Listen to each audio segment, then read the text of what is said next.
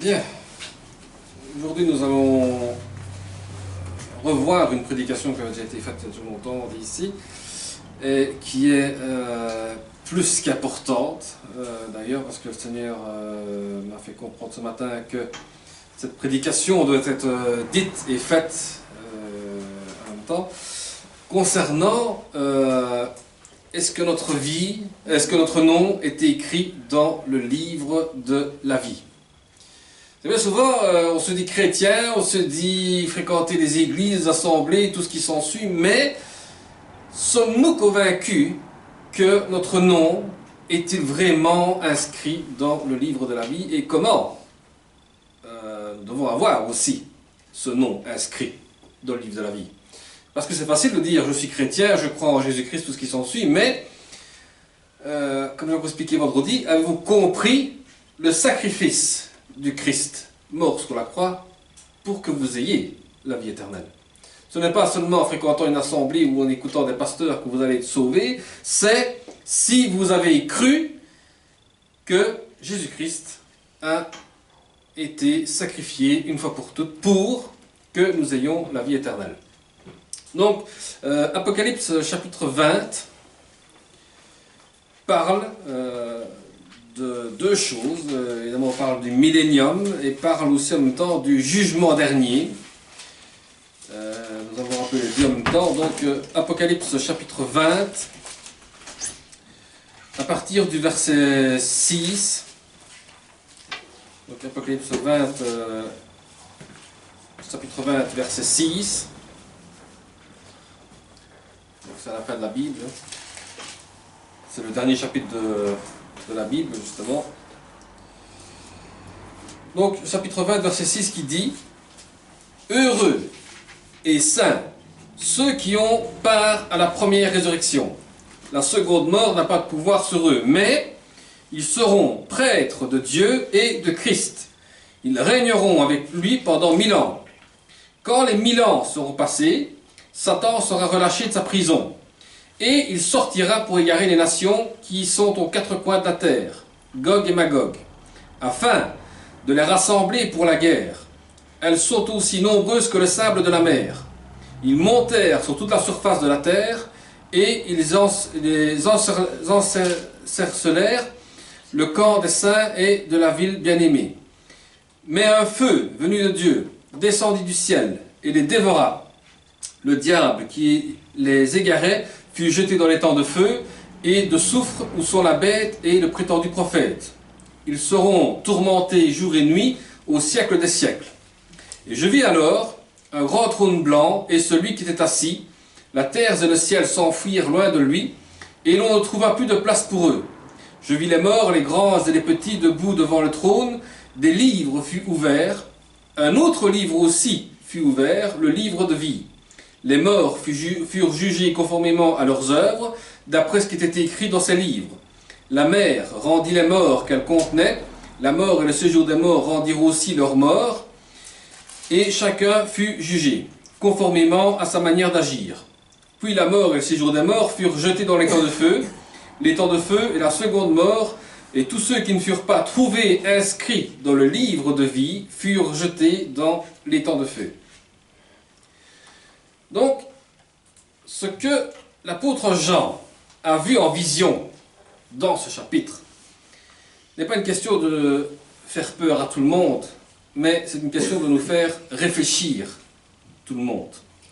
C'est qu'à un moment donné, l'apôtre Paul l'a dit une fois aussi dans Thessaloniciens, qu'en un clin d'œil, vous serez transformés, vous serez régénérés parce que le Christ reviendra comme un voleur et personne ne sait ni l'heure ni le moment quand le Christ reviendra. Ce qui veut dire que pendant ces 1000 ans-là, Satan sera enchaîné. Ce qui veut dire qu'il n'aura plus aucun pouvoir sur la terre. Pendant 1000 ans, nous, qui sommes chrétiens, qui reconnaissent que le Christ est notre Seigneur et Sauveur, ainsi que le sacrifice qu'il a fait sur la croix était là pour nous sauver et nous libérer de toutes choses, nous serons des prêtres de Dieu.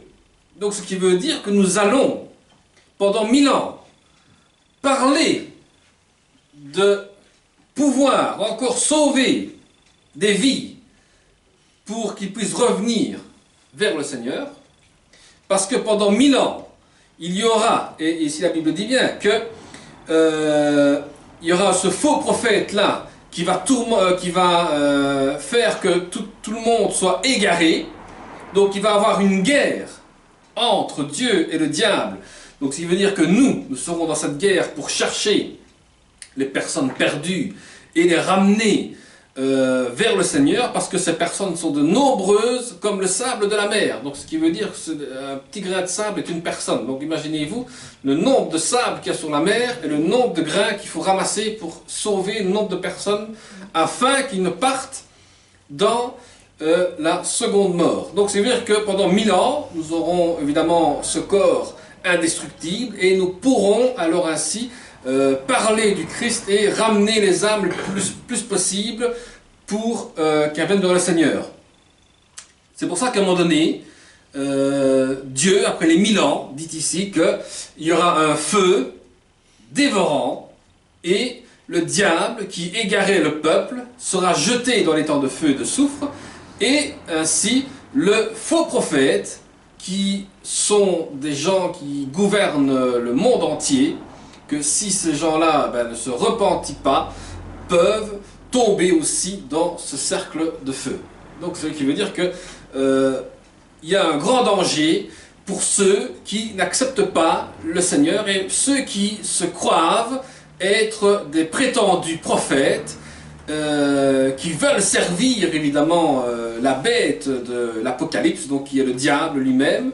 Donc ces personnes-là risquent d'avoir de vivre, même pas d'avoir, ils vont vivre carrément pendant des siècles, et jours et nuits, un tourment dans un étang de feu et de soufre. Donc, imaginez-vous, jour et nuit, pendant des siècles, vous allez souffrir dans un tourment où les gens ne sauront plus comment s'en sortir. C'est comme quand on prend l'histoire du riche de Lazare, quand le riche dans un tourment où il faisait chaud, qui demandait à boire à Lazare, et que Abraham a dit, oui, mais lui n'est pas de ton côté, et ce qu'il y a entre vous et nous, il y a une séparation.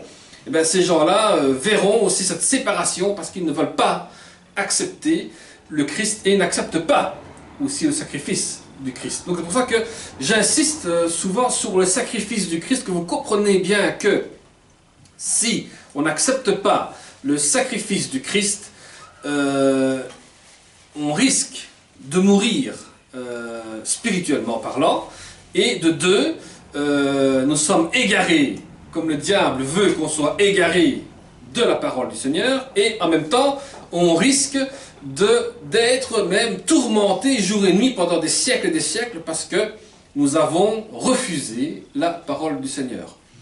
Et l'Apocalypse parle aussi d'un trône qui montre une déclaration biblique que Dieu, le Père et le Fils siègent ensemble pour ce jugement dernier. Donc c'est-à-dire que Dieu va juger son peuple en disant, pendant des milliers d'années, je vous ai parlé, vous n'avez pas écouté. Pendant des milliers d'années, je vous ai annoncé par des prophéties que le Messie allait venir. Vous l'avez crucifié. Pendant des milliers d'années, on vous parle du Messie, on vous parle de Jésus-Christ. Vous le reniez encore une fois. Et maintenant, on va voir qu'un jour, on sera face devant Dieu et face devant le Christ. Et quand le Christ dira, entre, cher et fidèle serviteur, parce que tu m'as suivi, parce que tu as cru en moi, parce que tu as fait ce dont j'ai demandé, tu as accompli ce que j'ai demandé, tu rentres dans ce royaume. Mais celui qui dira, oui mais Seigneur, Seigneur, nous avons prophétisé en ton nom, nous avons fait plein de choses en ton nom, et qui dit, je ne vous connais pas, éloignez-vous de moi, ça donne à réfléchir. Parce que même le prophète Daniel dit, parce qu'il est prophétisé en Daniel 7, chapitre 7, verset 9 à 10, qui dit, « Je regardais, et pendant que l'on plaçait des trônes, et l'ancien des jours s'assit, son vêtement était blanc comme la neige, et les cheveux de sa tête étaient comme de la laine pure. Son trône était comme des flammes de feu, et les roues comme un feu ardent. Un fleuve de feu coulait et sortait devant lui. 1000 milliers le servaient, et 10 000 millions se tenaient à sa présence. les juges s'assirent et les livres furent ouverts. Donc, on voit ici, encore une fois, que Dieu est blanc, c'est-à-dire qu'il n'y a aucun péché en lui, il n'y a aucune méchanceté en lui. Il montre ce feu de purification, de comment il veut nous purifier de nos péchés. Deuxième chose, si nous sommes jugés par Dieu, il y a des livres qui sont ouverts. Et quels sont ces livres? Ben, depuis notre naissance jusqu'à notre mort, tout ce que l'on fait pour le Seigneur est inscrit. Et nous serons jugés selon nos œuvres aussi. Mais par après, il y a un autre livre qui s'ouvre, c'est le livre de la vie, qui là est-ce que ton nom est marqué dedans? Parce que les autres livres diront, oui, c'est bien, tu as assisté aux pauvres, tu as donné à manger, tu n'as pas donné à manger aux pauvres, tu as peut-être délaissé des gens, tu as fait ceci, tu as fait cela, vous serez jugés là-dessus. Et à un moment donné, Dieu va demander, est-ce que son nom est réellement inscrit dans le livre de la vie? Et là, le Christ dira, oui, il a accepté mon sacrifice, il peut rentrer. Ou il dira, désolé, je ne le connais pas, parce qu'il m'a nié. Et là, ça devient un grand danger pour nous autres. Donc, on assiste à un grand jugement. Il implique des verdicts divins. Parce que Jean, l'apôtre Jean dit en Jean 5, 22, que le Père ne juge personne, mais il a remis tout jugement au Fils. Donc, ce qui veut dire ici qu'on a encore une grâce de Dieu. C'est qu'il ne veut juger personne pour le moment. Tout jugement a été remis sur le Christ. Donc, ce qui veut dire que tout a été accompli par le Christ. C'est pour ça que si on croit que le Christ est mort et ressuscité d'entre les morts pour nous, ce qui veut dire que tous nos péchés ont été accomplis sur la croix et ont été détruits. Et que nous sommes sauvés et que nous avons retrouvé la clé qui ouvre la porte pour entrer dans les cieux. Et nous avons le Christ en nous. Donc il faut comprendre dans l'expression que la terre et le ciel s'enfuient devant sa face du jugement, parce qu'il va y avoir une destruction de la création actuelle. Parce que Pierre aussi le dit, en 2 Pierre 3,10, que le jour du Seigneur viendra comme un voleur. Et en ce jour, les lieux passeront avec fracas, les éléments embrasés se dissoudront, et la terre, avec les œuvres qu'elle renferme, sera consumée. Donc, tout ce que l'on veut construire pour se cacher de la face de Dieu sera détruite. Ce qui veut dire que vous serez nus devant Dieu et vous n'aurez pas de quoi vous cacher pour dire « Seigneur, je ne savais pas que tu existais ». Pourtant, toute la terre entière parle de l'existence de Dieu. Les arbres qui poussent, ça ne pousse pas comme ça, en faisant pipi dans un coin, que l'arbre va trouver la semence. C'est pas comme ça que ça va aller. C'est qu'il faut bien comprendre que Dieu est auteur de cette création-là. Les animaux, ce n'est pas l'homme qui a créé l'animal, c'est Dieu qui a créé les animaux. Par la suite, Dieu a créé beaucoup de choses. Donc le jour du Seigneur sont des interventions extraordinaires et miraculeuses de Dieu dans l'histoire de l'humanité qui ont pour but de juger. Mais le jugement dernier contre les impies, c'est la destruction de la terre. Parce que Dieu, qu'est-ce qu'il veut faire? Il veut anéantir complètement tous ceux qui sont ennemis du Seigneur et qui croient rendre juste en son nom un culte pour élever sa gloire. Donc, ce qui veut dire que le Seigneur, si on n'accepte pas, mais qu'on fait un culte en se disant je vais rendre gloire au Seigneur, mais même je n'y crois pas en Jésus-Christ, ça ne sert à rien, un jour ou l'autre, eh bien, il ne faut pas vous étonner que ça va être détruit. Pourquoi? Parce que Dieu ne supporte pas que l'on invoque son nom comme ça en vain. Il veut que son nom soit invoqué pour que nous comprenions qu'il est le Seigneur des Seigneurs, le Roi des Rois, et qu'il est notre Sauveur. Et si on le rejette, eh bien, malheur à nous, parce que nous risquons d'être rejetés aussi et d'en souffrir. Donc, quand on voit dans l'Apocalypse qu'on parle de morts, de grands et petits, qui se tiennent devant Dieu, ce sont des incrédules de tous les siècles. Ce sont des gens qui n'ont pas voulu croire au Seigneur. Quand on parle de grands et de petits, ce sont des gens de grandes sociétés comme des petites personnes qui n'ont pas voulu entendre parler de Dieu et qui se tiennent devant Dieu. Et Dieu va commencer à les juger en disant « Mais pourtant vous avez entendu parler de mon nom, vous avez des fois même enseigné mon nom et malgré tout vous n'avez pas cru en mon nom. » Donc voilà, ce qui est important, c'est de croire au nom de Jésus-Christ. Parce que les deux catégories de livres qui sont ouverts, il y a le livre de vie, celui où est inscrit notre propre nom, de toutes personnes qui ont été rachetées par le sang du Christ. Donc ce qui veut dire que ceux qui ont cru, qui sont rachetés par le sang du Christ, et qui reconnaissent être rachetés par le sang du Christ, sont inscrits directement dans le livre de la vie. Quel que soit ce qu'on a fait dans notre vie, le principal, c'est qu'on a accepté le sacrifice du Christ et qu'on est racheté par le sang du Christ. Les autres livres sont les œuvres aussi des incroyants et aussi des croyants, et ceux qui ne sont pas inscrits dans le livre de la vie, dont l'absence de son nom dans le livre de la vie, sont condamnés non seulement par leurs œuvres, qui sont écrites bonnes ou mauvaises, et seront quand même jugés par ce châtiment de bonnes ou mauvaises œuvres, parce que le Christ dira « Pourtant, je t'ai laissé une trace de ma parole. Pourtant, vous avez des écrits qui parlent du Seigneur. Pourtant, vous avez des choses où Dieu a parlé de son temps. » Donc, la mort et le séjour des morts, tous devront comparaître devant le jugement de Dieu. Et il s'agit aussi des perdus, des personnes rachetées par le Christ aussi, qui vont comparaître devant Dieu.